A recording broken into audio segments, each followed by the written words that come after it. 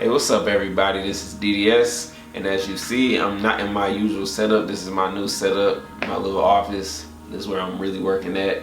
Got everything set up. In my last video, I asked you guys to ask me some questions for a Q&A video. I have some of those questions pulled up right here, so I'm gonna go through them. I may put the questions on the screen as I'm going through. Not sure if I'm gonna do that yet, but hey, I'll let you know if your questions have been answered in this video.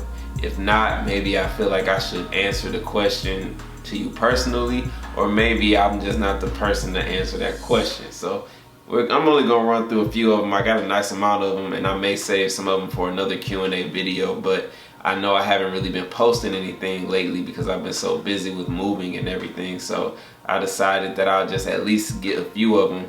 So I'm about to start, and the first question I'm gonna I am gonna answer is, do you name and categorize your beats by genre? Okay, the answer to that is yes. I name all of my beats, and sometimes that's very hard to do.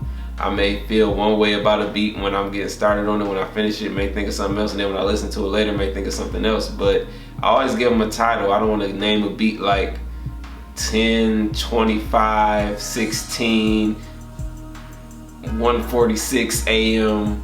or something like that. I mean, there's people that do it and that works for them, but for me, I prefer to give a beat an actual title. Maybe something that I'm feeling at the moment, or what I can see someone saying on the hook of the beat, or just what the beat reminds me of. I'm a visual person. I like to think of, when I listen to my beats or any other music, I picture visuals. I like to think of a scene and then give the name, or give the scene a title, excuse me, and then that becomes the name of the beat. Now, do I categorize my beats by genre? Not really. I generally remember what the beat is based off of the name. The next question, do I mix my tracks? Yes, I do. I make all my beats using Machine. I use the Machine DAW only. I haven't really used anything in a while. The only thing I used other than the Machine DAW was like FL Studio and Reason, probably about 3 or 4 years ago. But other than that, I've been Machine. I do all my mixes in Logic Pro from Apple. If you don't have an Apple product, or I should say Apple computer, you may not know what it is, but you should know what it is. I'm sure you know, but that's where I do all my mixes. I like mixing in there easier than Machine. I have my presets that I already put together from previous beats. I just adjust them need to be. And you know, what I've experienced is when I mix a beat and then I send it off for it to get used, it will be mixed again by someone else. So yes, I do my mixing, but then at the same time, when the artist is in the studio, they may have an engineer if you're not there, and they'll mix it themselves. Let me see, the next question. What do you think you should major in if you want to make beats? Honestly, I mean, if you're going to school, try and find some music classes, music production, music business, something revolving around music. So that way, because I don't think any class offers, any college will offer like music or making beats as a degree. It'll have to be something like music production, audio production, technology, something like that. But there'll be other courses along with it. It won't just be you going there. They'll have FL Studio say, hey, make a beat, you get a degree in that. So that was a pretty easy one. Let me see. Here's another question. I have been using Ableton for 4 months and I know it well. I make trap beats and want to switch to FL. What's your advice? Go for it. Just go for it. I mean, there's nothing saying that you can't use both of them for whatever you want to do. I mean, trap beats, it may help you go outside of trap beats, or if you want to stay with trap beats, it may make your trap beats faster. I've never used Ableton personally, but I've used FL Studio. That's what I started with. So it's really simple once you sit down and learn it. There's great tutorials on YouTube about all of it. So yeah, just study it and go for it. You never know what you can do. It may take you to the next level. Next question. How long did it take you to get a consistent amount of income from your beats? When you have beat block, how do you overcome it and stay consistent being creative? How long, let me say it again. How long did it take for me to, basically how long did it take before I got a consistent income from music? I can't even tell you, it took years. Like, I tried to sell beats on my Flash store, my website, all that, and it just wasn't working, you know. So my first consistent money came when I got a hit song, which was Dej Loaf's Try Me. That was my first time having consistent income from music, excuse me. It's like I know I have a check coming every so often. So outside of that, I only got beat sales for like $20, $25 every few months. So I mean, that's not consistent at all. Now your next question was, when I had beat block, how do I overcome it? I mean, you got the computer, go find some stuff on YouTube to watch, maybe get on Netflix, watch a movie, go outside, play a video game. Just step away from it. Don't try to force anything. At least that's what I do. If I feel like I can't make a beat, okay, I'm gonna step out and go do something else. Now, or, I mean, it may be something as simple as just playing around with the keyboard. You might find something on there that inspires you, but if you're just not feeling it at all, just step out, come back to it fresh. Right now, I haven't made beats in probably 2 weeks or so, but as soon as I got back to it, it was like idea after idea after idea after idea, and it's real fun. I didn't do it because I had beat block, but it was just I was in the process of moving everything. So DDS, how you doing? I want to know if you would ever link up with other producers like myself, either give them tips on how to sell or marketing their beats, or be like a mentor in general. I feel like that's what I'm doing now, honestly. I'm giving my advice based off of my experience. Like, that's what I do on my YouTube channel. I just wish I had someone to help give me tips when I was starting out. I know a lot of people, there's not really a lot of people that's doing it, but there are a few people out there that's giving tips, and they actually give out good information. Even where I'm at, I still look at their stuff, and when I mentor somebody, definitely, I love helping people, giving advice. As long as you're a good person, you're positive. The best way to get in contact with me to even start anything like that is through Xbox. If you're on Xbox, you could be my friend like that. Sit there and play Xbox all night long and just have fun. That's how I meet people, really. What LED lights did you have in your old setup? Just some light strips, color changing light strips that I got off of Amazon. Simple. I get that asked that a lot. Somebody asked me, how do you start a beat? But like I said, I just play around. I don't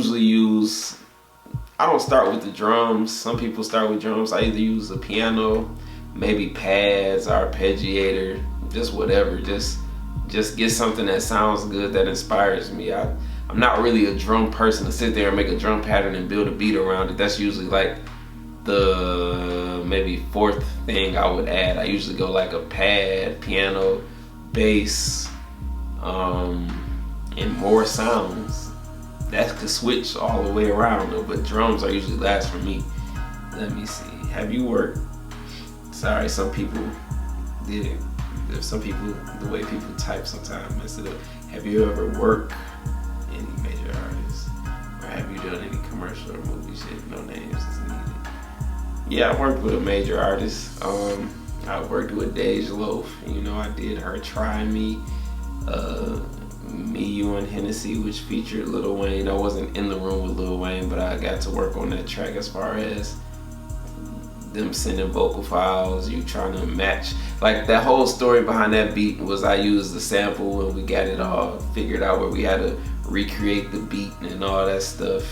Long story, but I got to work on that.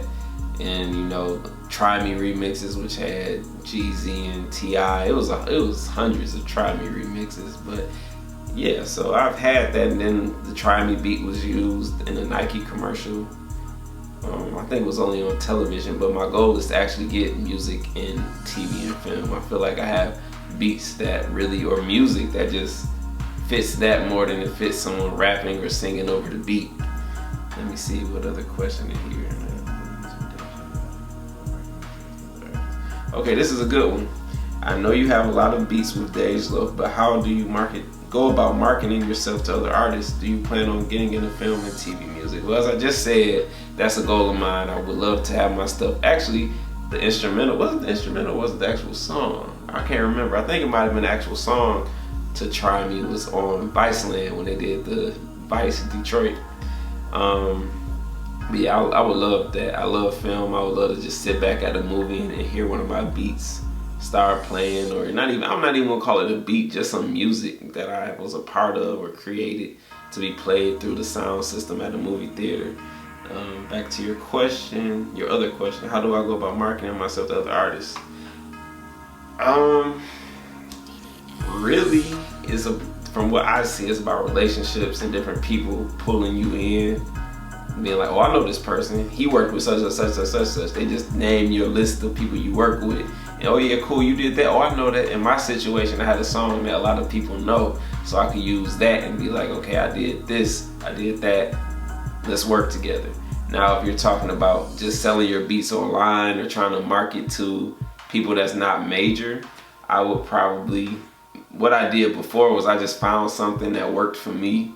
I don't want to give out exactly what I did, because I don't want people like trying to copy exactly what I did, because it may not work the same. But find something that you're passionate about, put your music with it, and just put it out there, put it on social media as much as you can. I used to do it every day, same time, post something with a beat every day.